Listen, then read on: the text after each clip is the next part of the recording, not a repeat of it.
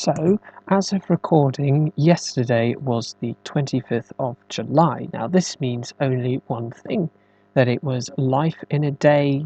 I think that's what we call it, but yeah, and it was done by this guy, who is Ridley Scott, and essentially it was the idea to try and capture what a day in 2020 was to be like. So, yeah, I couldn't resist, and I did it and it sort of became sort of vlog, I guess. But to be honest, I've never really done this before, and to be honest, I probably never will again. So, yeah. And of course, if you are new around here, please do consider subscribing. It's free and helps me out a bunch. So, yeah, have a look at my, well, what was essentially my first ever vlog. Okay, so today is the 25th of July, the birds are chirping in the background, and that can only mean one thing. It's time for Life in a Day. Right, so I'm going to be getting some breakfast now. So here we are in my wonderful kitchen. Whoa, look at that. I'm amazing, I'm still in my pyjamas, so wahoo, I'm the typical teenager waking up at about, well, the next day. But of course the most important question is life. What butters your croissants? I like to just put mine in the microwave, so they're piping hot and I can't actually, eat them. Now then, I do actually have a bit of a thing about croissants because, as you can see, this one's got layers. This one, look at that, it's actual pastry. That is, yes, that's good. However, I often find that many croissants now are just like, they're just bread. There's no layers. It's just like a piece of brioche or a sweet bread. It's not very nice, and it's actually the thing I fear the most, is that these croissants will go from being nice layered pastries, delicious, full, flaky, to being then just sad husks that you could just...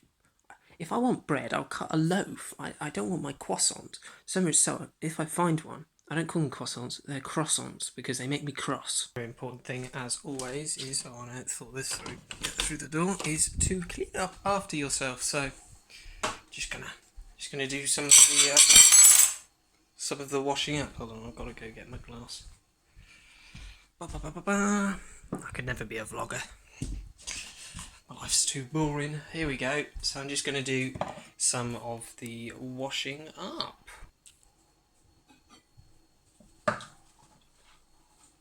Wow, look at how exciting this is. Only this level of excitement can only be found on my channel.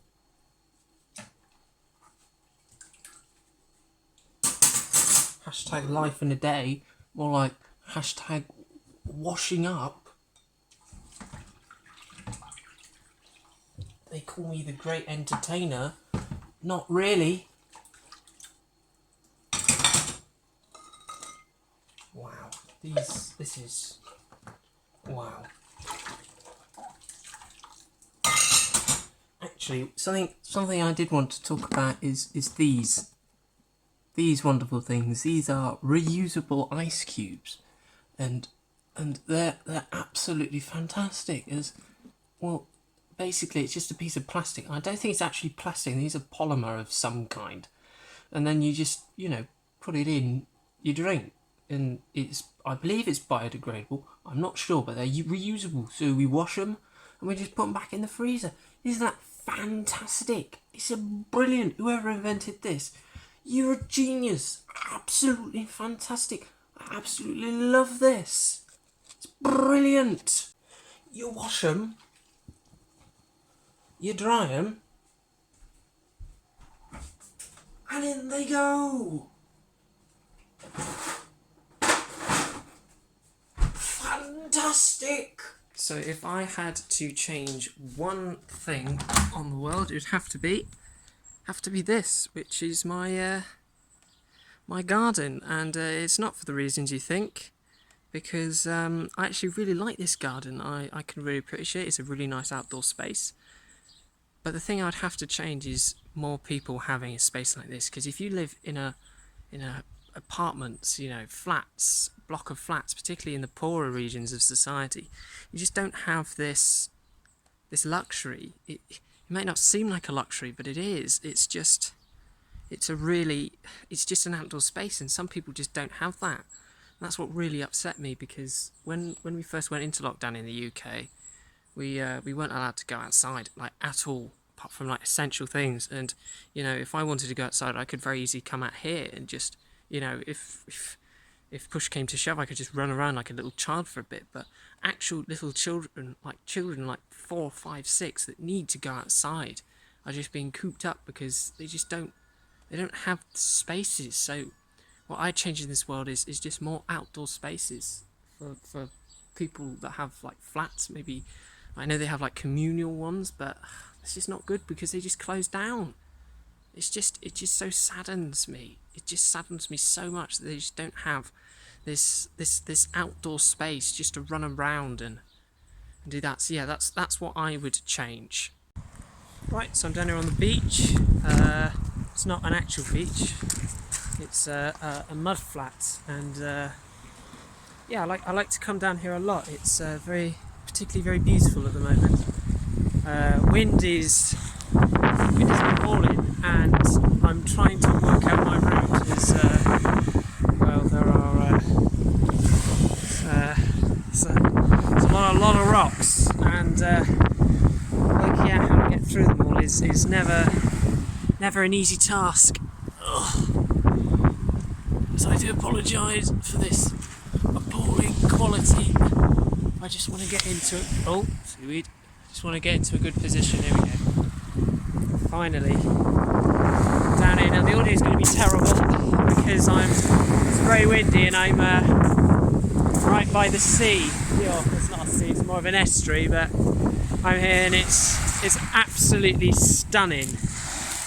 So here I am. I'm here on the Severn Beach. This is where I live, obviously, and here's the water, the absolutely filthy water, and there it is. If you can probably just about make out Wales over there. There's Newport, got the Severn Bridge, and I got Avonmouth over there. I absolutely love this place. It is a fantastic place to live. It's just so stunningly beautiful. It's very windy and the sea is very loud, but it is a very, very beautiful place to be. And there's rocks, just to prove, these rocks are incredibly wet. They're incredibly slippery and they're just covered in moss. If you're ever going to come down here, just be very, very careful. And even this beautiful place cannot escape litter. It's just disgraceful. Look at this. I don't even know what this is. Feels like wood or some form of like a leathery sort of material. Would be used on something, and we've got pen lid caps over here. It's just disgraceful. What is this? I don't even know. Why is this even here? Such places of beauty, and I've just spotted this. Like, there's a fudge wrapper over here. It's absolutely disgraceful. Like, why would people? These have either come from like the sea, people chucking things in the sea, or they've just left this there. They're just ruining such beautiful places, and I just fear that one day these places are going to be so overrun with rubbish that nobody will be able to experience them like I am now. This is a point where this is a place where I like to reflect, and sadly over the past couple of years this has got increasingly more sad as it's just getting filled with more rubbish, more litter. It's a very worrying situation indeed. So I've exchanged the noise of the sea for the noise of the bridge. Well, I just had to come down here and show you this. Look at it. This is a campsite for people to enjoy, to make fires, to roast things, And what have we got? We've got litter absolutely everywhere. What even is this? It's burnt grass just everywhere. We've got grates, we've got bits of rubbish here, we've got packets, we've got cans, we've got Pepsi, we've got hatchets. Like, come on, look in this. This is a beautiful place to live, and this is my home.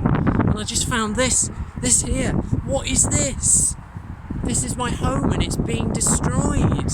And inside here, this, right inside the bush. Why would you do that? Nobody can go in there and get it. Well, if you look in there, there's like plastic, and that's a ready meal, it looks like, in there. Why? it's just ruining the environment. Like, again, this is where I live.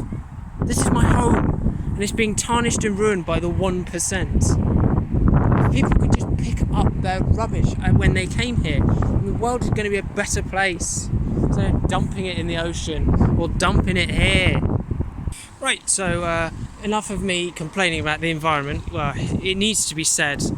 But anyway, I'm walking down here, down a road that I probably can't name for legal reasons, and I've come for some of these. It's probably not the right time of year for them, but a nice old blackberry. There's absolutely loads of bushes down here, and they are... oh, they're not ripe. Oh, they are very, very sour.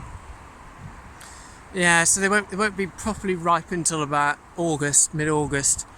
But as you can see, there are actually some... get a bit close.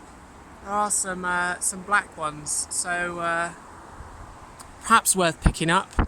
I don't know. Well, let's try another one. This one, second try. That one was much better. It's there are some sweet ones, but to be honest, you're more likely to get a oh no, that looks rotten. You're more likely to get a sour one than a sweet one. There are absolutely loads of these, and these are little gems. They're absolutely delicious. But anyway, enough about that. Let's get home. So I've just found a couple more black ones, and I just realised I haven't shown my facial expression whilst doing this. So I could never really do this. Oh, that is sour. That is. Right, let's try this other one. Oh, they are not ripe. They are not ripe at all.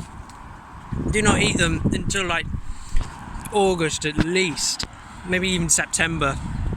So what is in my pockets? Well, it's this fella. This cutie here is he's Froggy. He's a frog, and he's my friend. He is yeah, he's my friend. He's been my friend for about 16 years. He's actually very small, fits in my pocket.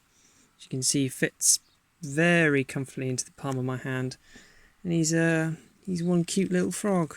Yeah, ribbit, jump about. Wee. Yeah, I keep him quite often in my pocket wherever I go because, you know, sometimes I get lost. Actually, I get lost a lot. I got lost in a place that I can't name for legal reasons.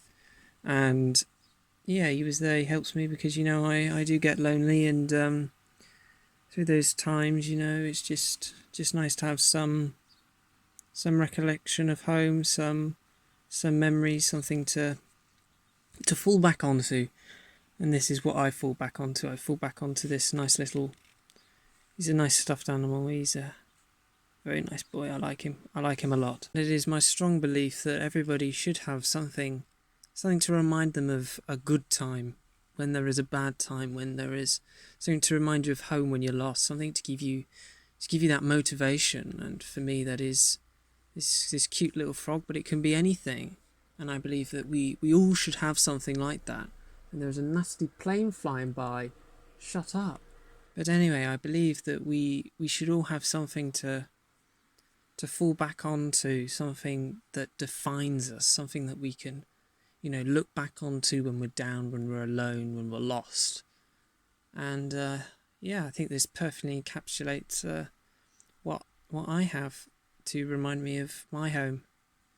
So the time is now 5 o'clock, and I am editing this video. Well, not editing, more of a compiling in an editor that I can't name for legal reasons. But when I was doing this, I just realised something, and I just have to get this off my chest, and that is that my generation is just completely just ignored. My generation, we're known as Generation Z or Generation Z if you come from over the pond, and we're just so misunderstood. We're just thought of as, you know, just loafs around, just protest all the time, and we're just like snobby little brats. But we're not, because we're campaigning for a real thing. This thing on the environment, this is a very serious thing that's going to be left to my generation to solve, not for those fat men in Whitehall, all those pompous idiots that sit on government. Love you, Boris. But the normal people, that's what's going to change this. And I just thought, I've got to, just say this, that, well, there's been a lot of that in this one, and this will definitely be my last little clip that I'm going to put on here. So I guess thank you all for watching, and we are not to be ignored.